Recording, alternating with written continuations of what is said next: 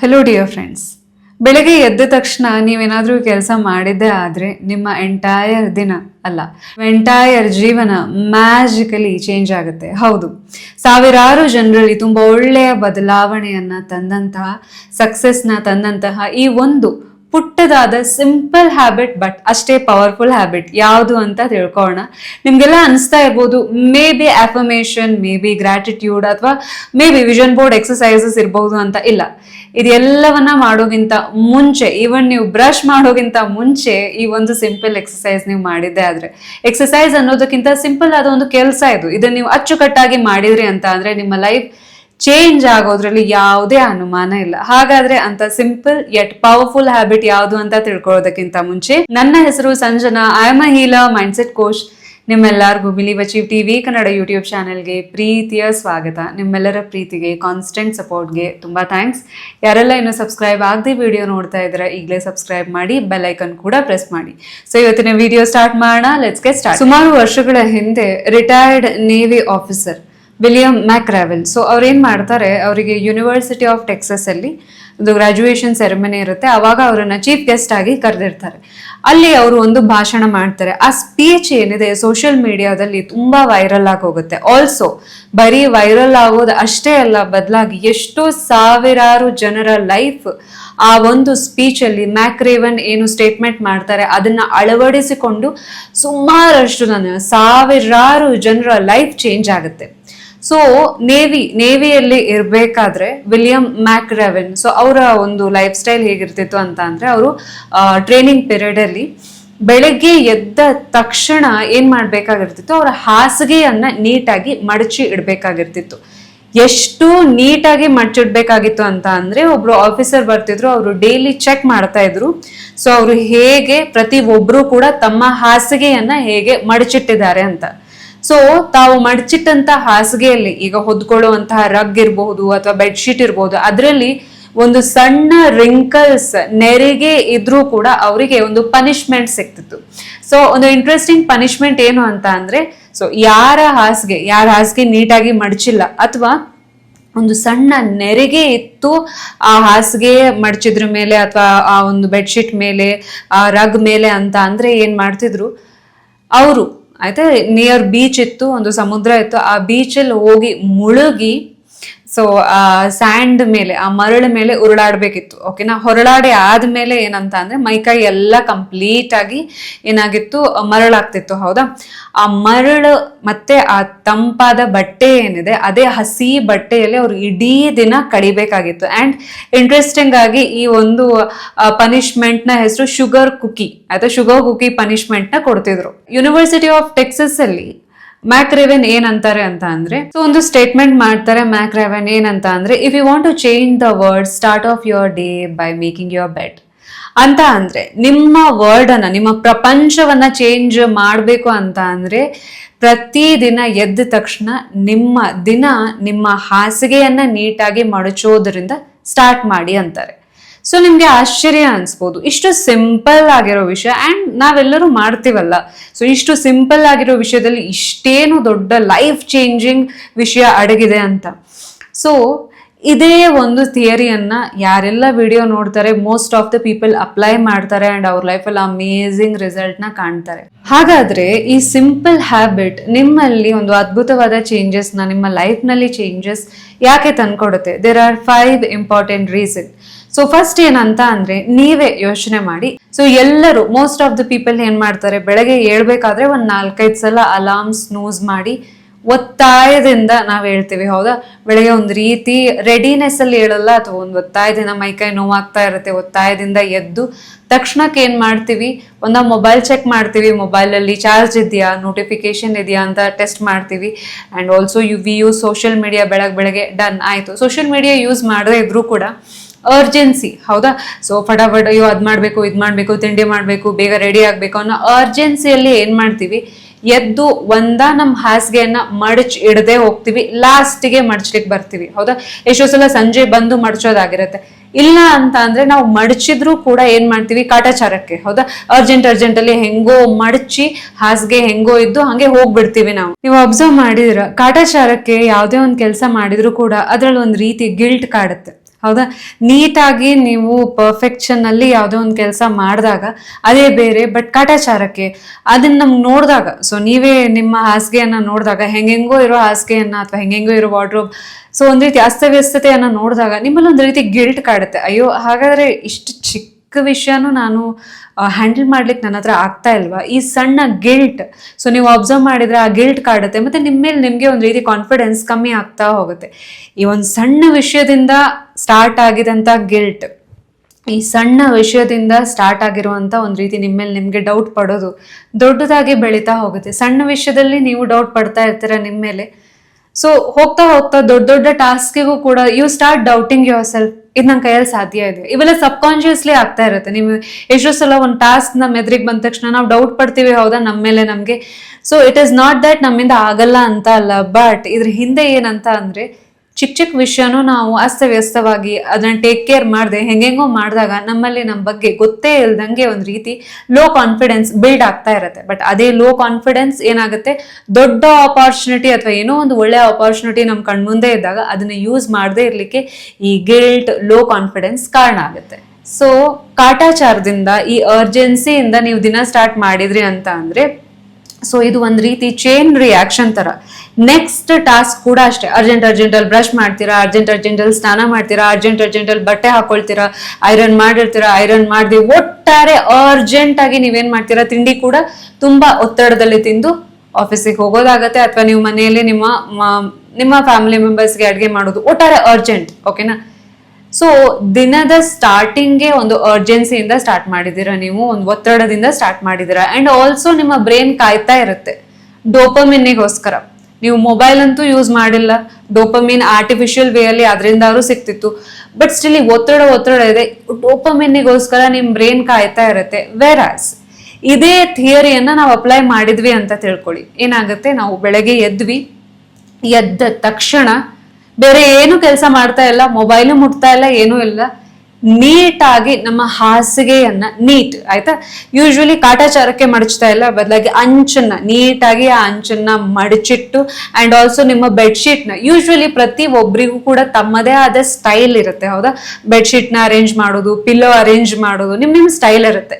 Okay, ನಿಮ್ ಮನ್ಸಿಗೆ ಖುಷಿ ಕೊಡೋ ರೀತಿಯಲ್ಲಿ ಒಂದು 2 ನಿಮಿಷ ನೀಟಾಗಿ ನಿಮ್ಮ ಬೆಡ್ ರೆಡಿ ಮಾಡಿದ್ರಿ ಅಂತ ಅಂದ್ರೆ, ನೀವು ಅದನ್ನ ತಕ್ಷಣಕ್ಕೆ ನೋಡಿದಾಗ ನಿಮ್ ಬಗ್ಗೆ ನಿಮ್ಗೆ ಏನ್ ಅನ್ಸುತ್ತೆ? ವಾವ್, ಬೆಳಗಿನ ಫಸ್ಟ್ ಟಾಸ್ಕ್ಗೆ ನಾನು ಇಷ್ಟು ಚೆನ್ನಾಗಿ ಕಂಪ್ಲೀಟ್ ಮಾಡಿದೆ ಅನ್ನೋ ಒಂದು ಸ್ಯಾಟಿಸ್ಫ್ಯಾಕ್ಷನ್, ಮತ್ತೆ ನಿಮ್ಮ ಬಗ್ಗೆ ನಿಮ್ಗೆ ಪ್ರೌಡ್ ಫೀಲಿಂಗ್, ಫೀಲಿಂಗ್ ಬರುತ್ತೆ, ಹೌದಾ? ಇದೇ ಒಂದು ಮೈಂಡ್ ಸೆಟ್ ಇಂದ ನೀವೇನ್ ಮಾಡ್ತೀರಾ, ಅಫ್ಕೋರ್ಸ್ ಗ್ರಾಟಿಟ್ಯೂಡ್ ಎಕ್ಸ್ಪ್ರೆಸ್ ಮಾಡೋದಿರ್ಬೋದು, ಅಫರ್ಮೇಷನ್, ವಿಷನ್ ಬೋರ್ಡ್ ಎಕ್ಸಸೈಸಸ್ ಇರ್ಬೋದು, ಅಂಡ್ ಆಲ್ಸೋ ಬ್ರಷ್ ಮಾಡ್ಲಿಕ್ಕೆ ಹೋಗ್ತೀರಾ. ದಿನದ ಒಂದು ಟೋನ್ ಏನಿರುತ್ತೆ ಕಾಮ್ ಆಗಿ ಸೆಟ್ ಆಗುತ್ತೆ. ಮತ್ತೆ ಯಾವುದೇ ಕೆಲಸ ಮಾಡೋದಿದ್ರು ನೀವೇನ್ ಮಾಡ್ತೀರಾ, ಫಸ್ಟ್ ನಿಮ್ಗೆ ಅಚ್ಚುಕಟ್ಟಾಗಿ ಮಾಡಿ ಒಂದು ಡೋಪಮಿನ್ ಹಿಟ್ ಆಗಿರುತ್ತೆ, ಒಂದು ನಿಮ್ಗೆ ನಿಮ್ ಬಗ್ಗೆ ಕಾನ್ಫಿಡೆನ್ಸ್ ಬಂದಿರುತ್ತೆ. ಅದೇ ಕಾನ್ಫಿಡೆನ್ಸ್ ನ, ಅದೇ ಪಾಸಿಟಿವಿಟಿಯನ್ನ, ಅದೇ ನಿಮ್ಮ ಮೇಲಿನ ನಂಬಿಕೆಯನ್ನ ಬಾಕಿ ಎಲ್ಲಾ ಕೆಲಸದಲ್ಲೂ ಕೂಡ ಮಾಡ್ತಾ ಹೋಗ್ತೀರಾ, ಶಾಂತವಾಗಿ ಅಥವಾ ಪ್ರಶಾಂತತೆಯಿಂದ ದಿನವನ್ನ ಸ್ಟಾರ್ಟ್ ಮಾಡ್ತೀರಾ. ಸೊ ಇದರಿಂದ ಏನು ಪಾಸಿಟಿವ್ ಎಫೆಕ್ಟ್ ಅಥವಾ ನಿಮ್ಮ ಬ್ರೈನಿಗೆ ಏನು ಎಫೆಕ್ಟ್ ಆಗ್ತಾ ಇರುತ್ತೆ ಅಂತ ಅಂದ್ರೆ, ಎರಡನೇದಾಗಿ ನಿಮ್ಮ ಬ್ರೈನ್ ನಲ್ಲಿ ಯಾವುದೇ ಒಂದು ಟಾಸ್ಕ್ ನ ನೀವು ಕಂಪ್ಲೀಟ್ ಮಾಡ್ತೀರಾ, ಅದು ನೀಟಾಗಿ, ಕಾಟಾಚಾರಕ್ಕಲ್ಲ, ನೀಟಾಗಿ ನೀವು ಯಾವಾಗ with precision, with clarity. So ನಿಮ್ಗೆ ನೆನಪಿದೆ, ಸೊ ಮ್ಯಾಕ್ರೆವೆಲ್ ಅವರಿಗೆ ಏನಾಗ್ತಿತ್ತು, ಶುಗರ್ ಕುಕಿಗೆ ಪನಿಷ್ಮೆಂಟ್ ಯಾಕೆ ಸಿಗ್ತಾ ಇತ್ತು? ಒಂದ್ ಸಣ್ಣ ನೆರಿಗೆ ಇದ್ರು, ಹೌದಾ? ಆ ನೆರಿಗೆ ಸಮೇತ ಇಲ್ದಂಗೆ ನೀಟಾಗಿ ಫರ್ಮ್ ಆಗಿ ನಿಮ್ಮ ಫೇವ್ರೆಟ್ ಬೆಡ್ಶೀಟ್ ಹಾಕಿ, ಪಿಲ್ಲೋ ಕವರ್ ಹಾಕಿ ನೀಟಾಗಿ ಇಟ್ರಿ ಅಂತ ಅಂದ್ರೆ, ಅದನ್ನ ನೋಡಿದಾಗ ನಿಮ್ಗೆ ಆ ಟಾಸ್ಕ್ ಕಂಪ್ಲೀಟ್ ಮಾಡಿದ್ರ ಫಲವಾಗಿ ಏನಾಗುತ್ತೆ, ನಿಮ್ಮ ಬ್ರೈನ್ ನಲ್ಲಿ ಡೋಪಮಿನ್ ಅನ್ನೋ ಕೆಮಿಕಲ್ ರಿಲೀಸ್ ಆಗುತ್ತೆ. ನೆನಪಿಡಿ, ಡೋಪಮಿನ್ ಅನ್ನೋ ಕೆಮಿಕಲ್ ರಿಲೀಸ್ ಆಗ್ಲಿಕ್ಕೆ ನೀವು ಎಲ್ಲೂ ಕೂಡ ಆರ್ಟಿಫಿಷಿಯಲ್ ವೇ ಹುಡುಕಿಲ್ಲ, ಹೌದಾ? ಬೆಳಗ್ಗೆ ಎದ್ದ ತಕ್ಷಣ ಹ್ಯಾಪಿ ಹಾರ್ಮೋನ್, ಬಾಡಿ ಇರ್ಲಿ ಬ್ರೈನ್ ಇರ್ಲಿ, ಹ್ಯಾಪಿ ಹಾರ್ಮೋನಿಗೋಸ್ಕರ ಕೇಳ್ತಾ ಇರುತ್ತೆ. ಅದಕ್ಕೆ ನೀವು ಹ್ಯಾಪಿ ಹಾರ್ಮೋನ್ ಹೆಂಗ್ ಕೊಟ್ರಿ? ಬೆಳಗ್ಗೆ ಎದ್ದ ತಕ್ಷಣ ಫಸ್ಟ್ ಟಾಸ್ಕ್ ನೀವು ನೀಟಾಗಿ ಮಾಡೋದ್ರಿಂದ. ನೆನಪಿಡಿ, ನ್ಯಾಚುರಲ್ ವೇ ಅಲ್ಲಿ ನಮ್ಮ ಬ್ರೈನ್ ಯಾವಾಗ ಹ್ಯಾಪಿ ಹಾರ್ಮೋನ್ ರಿಲೀಸ್ ಮಾಡ್ಲಿಕ್ಕೆ ಸ್ಟಾರ್ಟ್ ಮಾಡುತ್ತೆ, ಅಡಿಕ್ಷನ್ ನಮ್ಮಲ್ಲಿ ಕಮ್ಮಿ ಆಗ್ತಾ ಹೋಗುತ್ತೆ. ನಮ್ಮ ಬ್ರೈನ್ ಏನ್ ಮಾಡುತ್ತೆ, ಓಕೆ ನೆಕ್ಸ್ಟ್ ಯಾವ ಟಾಸ್ಕ್ ನಾನು ಇದೇ ರೀತಿ ನೀಟಾಗಿ ಕಂಪ್ಲೀಟ್ ಮಾಡ್ಲಿ. ಒಂದು ಸ್ನಾನ ಮಾಡೋದಿರ್ಬೋದು, ಬಟ್ಟೆ ಹಾಕೊಳ್ಳೋದಿರ್ಬೋದು, ನೀವೀಗ ಹೋಗೋ ಕೆಲಸ ಇರ್ಬೋದು, ತಿಂಡಿ ತಿನ್ನೋದಿರ್ಬೋದು, ತಿಂಡಿ ಮಾಡೋದಿರ್ಬೋದು, ಎವ್ರಿವೇರ್ ನೀಟಾಗಿ ಕಾಮ್ ಆಗಿ ವಿತ್ ಕ್ಲಾರಿಟಿ ಮಾಡ್ತಾ ಹೋಗುತ್ತೆ. ಸೊ ಈಗ ಬ್ರೈನ್ಗೆ ಏನಂತ ಅಂದ್ರೆ ಒಂದ್ಸಲ ಡೋಪಮಿನ್ ಕೊಟ್ರೆ ಇನ್ನು ಬೇಕು ಇನ್ನು ಬೇಕು ಇನ್ನು ಬೇಕು ಅನ್ಸುತ್ತೆ. ಬಟ್ ನೀವು ಯಾವ ವೇ ಆಪ್ಟ್ ಮಾಡಿದಿರಾ, ನ್ಯಾಚುರಲ್ ವೇ ಅಲ್ಲಿ ಅಂದ್ರೆ ಸೊ ಒಳ್ಳೆ ಕೆಲಸ, ಈ ಒಂದು ಕೆಲಸ ಕಂಪ್ಲೀಟ್ ಮಾಡೋದ್ರಿಂದ, ಕಾಮ್ ಆಗಿ ಇವನ್ನೆಲ್ಲ ಕಂಪ್ಲೀಟ್ ಮಾಡೋದ್ರಿಂದ. ವೆರಾಸ್ ಅನ್ಯಾಚುರಲ್ ಅಥವಾ ಆರ್ಟಿಫಿಷಿಯಲ್ ವೇ ಅಲ್ಲೂ ನೀವು ಡೋಪಮಿನ್ ರಿಲೀಸ್ ಮಾಡ್ಬೋದು. ಹೇಗೆ? ನಿಮ್ಮ ಮೊಬೈಲ್ ನೋಡ್ತಾ ಅಫ್ಕೋರ್ಸ್ ನೋಟಿಫಿಕೇಶನ್ ನೋಡಿದ ತಕ್ಷಣ ನಿಮ್ಗೆ ಒಂಥರ ಕ್ಯೂರಿಯಾಸಿಟಿ ಹುಟ್ಟುತ್ತೆ, ಹೌದಾ? ಡೋಪಮಿನ್ ಅದು. ಅಂಡ್ ಆಲ್ಸೋ ಸ್ಕ್ರಾಲ್ ಮಾಡ್ತಾ ಇರ್ಬೇಕಾದ್ರೆ ಡೋಪಮಿನ್. ನ್ಯಾಚುರಲ್ ವೇ ಅಲ್ಲಿ ಡೋಪಮಿನ್ ರಿಲೀಸ್ ಮಾಡೋದಕ್ಕೂ ಅನ್ಯಾಚುರಲ್ ಅಥವಾ ಆರ್ಟಿಫಿಷಿಯಲ್ ವೇ ಅಲ್ಲಿ ರಿಲೀಸ್ ಮಾಡೋದಕ್ಕೂ ತುಂಬಾ ವ್ಯತ್ಯಾಸ ಇದೆ. ನ್ಯಾಚುರಲ್ ವೇ ಅಲ್ಲಿ ಈಗ ನಿಮ್ ಬೆಡ್ ಸರಿ ಮಾಡಿದ್ರಿ, ನೀಟಾಗಿ ನೀವು ಕ್ಲೀನ್ ಆಗಿ ಮಾಡಿದ್ರಿ, ಅವಾಗ ಒಂದು ನ್ಯಾಚುರಲ್ ಕೆಮಿಕಲ್ ರಿಲೀಸ್ ಆಯ್ತು. ಹಾಗೆ ಒಂದೊಂದು ಟಾಸ್ಕ್ ಕಂಪ್ಲೀಟ್ ಮಾಡ್ತಾ ಮಾಡ್ತಾ ಮಾಡ್ತಾ ನ್ಯಾಚುರಲ್ ವೇ ಅಲ್ಲಿ ರಿಲೀಸ್ ಆಗಿರೋ ಡೋಪಮಿನ್ ನಿಮಗೆ ಪ್ರೊಡಕ್ಟಿವಿಟಿ ಕಡೆ ಕರ್ಕೊಂಡು ಹೋಗುತ್ತೆ, ಕಾನ್ಫಿಡೆನ್ಸ್ ನ ಕಡೆ ಕರ್ಕೊಂಡು ಹೋಗುತ್ತೆ, ಪೀಸ್ ಆಫ್ ಮೈಂಡ್ ನ ಕಡೆ ಕರ್ಕೊಂಡು ಹೋಗುತ್ತೆ. ಅಂಡ್ ಆಲ್ಸೋ ನಿಮ್ಮ ಮೇಲೆ ನಿಮ್ಗೊಂದ್ ರೀತಿ ಪ್ರೈಡ್ ಅಥವಾ ನಿಮ್ಮ ಮೇಲೆ ನಿಮ್ಗೆ ಭರವಸೆ ಬರ್ತಾ ಹೋಗುತ್ತೆ. ವೇರ್ ಆಸ್ ಆರ್ಟಿಫಿಷಿಯಲ್ ವೇ ಅಲ್ಲಿ ನೀವೇನಾದ್ರೂ ನಿಮ್ಮ ಬ್ರೈನ್ ನಲ್ಲಿ ಡೋಪಮಿನ್ ರಿಲೀಸ್ ಮಾಡ್ತಾ ಹೋದ್ರಿ ಅಂತ ತಿಳ್ಕೊಳ್ಳಿ, ಅಡಿಕ್ಷನ್ ಸ್ಟಾರ್ಟ್ ಆಗುತ್ತೆ. ನಿಮ್ಗೆ ನೆನ್ಪಿರ್ಬೇಕು, ನಾವು ಒಂದು 10 ನಿಮಿಷ ಸ್ಕ್ರಾಲ್ ಮಾಡೋಣ ಅಂತ ಹೋಗಿ 20 ನಿಮಿಷ ಆಗಿರೋದಿರುತ್ತೆ, ಅರ್ಧ ಗಂಟೆ ಆಗಿರೋದಿರುತ್ತೆ. ಅಡಿಕ್ಷನ್, ಹೌದಾ? ಸೊ ಈಗ ಏನಾಯ್ತು, ಜಸ್ಟ್ ಒಂದೇ ಒಂದು ಟಾಸ್ಕ್ ನೀವು ಮಾಡಿದ್ರೆ, ನಿಮ್ಮ ಬೆಡ್ ಅನ್ನ ಸರಿ ಮಾಡಿಟ್ರಿ, ಇಷ್ಟೆಲ್ಲ ನಿಮ್ಗೆ ಬೆನಿಫಿಟ್ ಸಿಕ್ತು. ನೆಕ್ಸ್ಟ್ ಇನ್ನೊಂದು ಮೇಜರ್ ಬೆನಿಫಿಟ್ ನಿಮ್ಮ ಮ್ಯಾನಿಫೆಸ್ಟೇಷನ್ಗೆ ಏನಂತ ಅಂದ್ರೆ, ಸೊ ಬೆಳಗ್ಗೆ ಎದ್ದಿರ್ತೀರಾ, ಹೌದಾ? ಎದ್ದ ತಕ್ಷಣ ಸಣ್ಣ ಟಾಸ್ಕ್ನೇ ನೀವು ಇಷ್ಟು ಪ್ರೀತಿಯಿಂದ, ಇಷ್ಟು ಕಾಳಜಿಯಿಂದ ಸಕ್ಸಸ್ಫುಲ್ ಆಗಿ ಕಂಪ್ಲೀಟ್ ಮಾಡಿದ್ರಿ ಅಂತ ಅಂದ್ರೆ, ಹೌದಾ? ಸಣ್ಣ ಕೆಲಸನೇ ಇಷ್ಟು ಚೆನ್ನಾಗಿ ಮಾಡ್ತೀರಿ ಅಂತ ಅಂದ್ರೆ, what about big task, what about challenging task, ಹೌದಾ? ಈಗ ಯಾವುದೇ ಚಾಲೆಂಜಿಂಗ್ ಆದ ಒತ್ತಡ ಇರುವಂತಹ ಕೆಲಸ ಕೊಟ್ಟರೂ ಕೂಡ ನೀವು ಅದನ್ನ ಹ್ಯಾಂಡಲ್ ಮಾಡ್ಲಿಕ್ಕೆ ನಿಮ್ಮ ಮೇಲೆ ನಿಮ್ಗೆ ಭರವಸೆ ಹೆಂಗ್ ಬರುತ್ತೆ? ಬೆಳಗ್ಗೆ ಎದ್ದ ತಕ್ಷಣ ನೀವು ಒಂದು ಟಾಸ್ಕ್ ಕಂಪ್ಲೀಟ್ ಮಾಡಿದಿರಿ, ಏನು ನೀಟ್ ಅಂಡ್ ಕ್ಲೀನ್ ಆಗಿ ಮಾಡಿದಿರಿ, ನಿಮ್ಮ ಬೆಡ್ ನ ನೀಟಾಗಿ ಅರೇಂಜ್ ಮಾಡಿದಿರಿ, ಅದರಿಂದ ಡೋಪಮಿನ್ ರಿಲೀಸ್ ಆಯ್ತು, ಕಾನ್ಫಿಡೆನ್ಸ್ ಹೆಚ್ಚಾಯ್ತು. ಸೊ ಚಿಕ್ಕ ಚಿಕ್ಕ ಕೆಲಸದಲ್ಲೇ ನೀವು ಇಷ್ಟೊಂದು ಪರ್ಫೆಕ್ಷನ್ ಇದೆ ಅಂತ ಅಂದ್ರೆ, ದೊಡ್ಡ ದೊಡ್ಡ ಜವಾಬ್ದಾರಿ ನಿಮ್ಗೆ ಯೂನಿವರ್ಸ್ ಕೊಟ್ಟಾಗ ಅದನ್ನ ನಿಭಾಯಿಸುವಂತ ತಾಕತ್ತು ಆಬ್ವಿಯಸ್ಲಿ ನಿಮ್ ಹತ್ರ ಇರುತ್ತೆ. ಮ್ಯಾನಿಫೆಸ್ಟೇಷನ್ ಅಂತ ಅಂದ್ರೇನು? ಮಂತ್ರಕ್ಕೆ ಮಾವಿನಕಾಯಿ ಉದುರುತ್ತಾ? ಇಲ್ಲ, ಹೌದಾ? ನೀವು ಮ್ಯಾನಿಫೆಸ್ಟೇಷನ್ ಮಾಡ್ತಾ ಇದ್ದೀರಾ ಸರಿ, ಟೆಕ್ನಿಕ್ ಅನ್ನ ನೀವು ಟ್ರೈ ಮಾಡ್ತಾ ಇದ್ದೀರಾ ಸರಿ, ಆದ್ರೆ ಏನು ಆಕ್ಷನ್ ಅಥವಾ ಕೆಲಸ ನೀವು ಮಾಡ್ಲೇಬೇಕು, ಹೌದಾ? ನಿಮ್ಮ ಬ್ರೈನ್ ಅಥವಾ ನಿಮ್ಮ ಈಗ ಡ್ರೀಮ್ಸ್ ಟುವರ್ಡ್ಸ್ ನೀವು ವರ್ಕ್ ಮಾಡ್ತಾ ಮಾಡ್ತಾ ಇದ್ದಾಗ ಏನಾಗುತ್ತೆ, ಸರಿ ನೀವು ವರ್ಕ್ ಅಂತೂ ಮಾಡ್ತಾ ಇರ್ತೀರ, ವೇರ್ ಆಸ್ ನೀವು ಕೆಲಸ ಮಾಡೋದನ್ನೇ with clarity, with self confidence, ನಿಮ್ಮೇಲೆ ನಿಮ್ಗೆ ನಂಬಿಕೆ ಇಲ್ಲದೆ ಮಾಡುವಂತ ಕೆಲಸದಲ್ಲಿ ಒಳ್ಳೆ ರಿಸಲ್ಟ್ ಕಾಣ್ಲಿಕ್ಕೆ ಸಾಧ್ಯ ಇಲ್ಲ. ಸೆಲ್ಫ್ ಡೌಟ್ ಇಂದ ಕೂಡಿದಂತ ಕೆಲಸ ನೀವು ಯಾವುದೇ ಮಾಡಿ ಅದರಲ್ಲಿ ಮ್ಯಾನಿಫೆಸ್ಟೇಷನ್ ಇರ್ಬೋದು, ಅದು ಅಷ್ಟು ಈಸಿಯಾಗಿ ಆಗ್ಲಿಕ್ಕೆ ಸಾಧ್ಯ ಇಲ್ಲ, ಹೌದಾ? ಸೇಮ್ ವೇ ನಿಮ್ಮೇಲೆ ನಿಮ್ ನಂಬಿಕೆಯಿಂದ ನೀವು ಯಾವುದೇ ಟಾಸ್ಕ್ ಮಾಡಿದ್ರು ಕೂಡ ಈಸಿಯಾಗಿ ನೀವು ಮುಗಿಸಬಹುದು. ಅಂಡ್ ಒತ್ತಡ ಕಡಿಮೆ, ಸ್ಟ್ರೆಸ್ ಕಮ್ಮಿ, ಮತ್ತೆ ಸ್ಟ್ರೆಸ್ ಬಂದ್ರೂ ಕೂಡ ಅದನ್ನ ನೀಟಾಗಿ ಹ್ಯಾಂಡಲ್ ಮಾಡ್ತೀರಾ.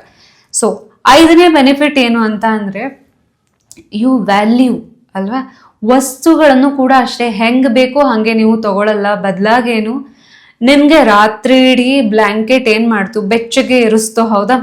ರಾತ್ರಿ ಇಡೀ ಬ್ಲಾಂಕೆಟ್ ನಿಮ್ಗೆ ಬೆಚ್ಚಗೆ ಇರಿಸಿದೆ, ಬಟ್ ಬೆಳಗ್ಗೆ ಅದನ್ನ ಹೆಂಗೆಂಗೋ ಮಡ್ಚಿಟ್ರೆ ಆ ಬ್ಲಾಂಕೆಟ್ಗೆ ನೀವು ರೆಸ್ಪೆಕ್ಟ್ ಕೊಡದೇ ಇರೋ ಹಾಗಾಗತ್ತೆ. ವಸ್ತುಗಳಿಗೂ ಕೂಡ, ಸೊ ಇಲ್ಲಿ ಯಾವುದು ಕೂಡ ವಸ್ತು ಅಲ್ಲ, ಪ್ರತಿಯೊಂದಕ್ಕೂ ಕೂಡ ಜೀವ ಇದೆ, ಹೌದಾ?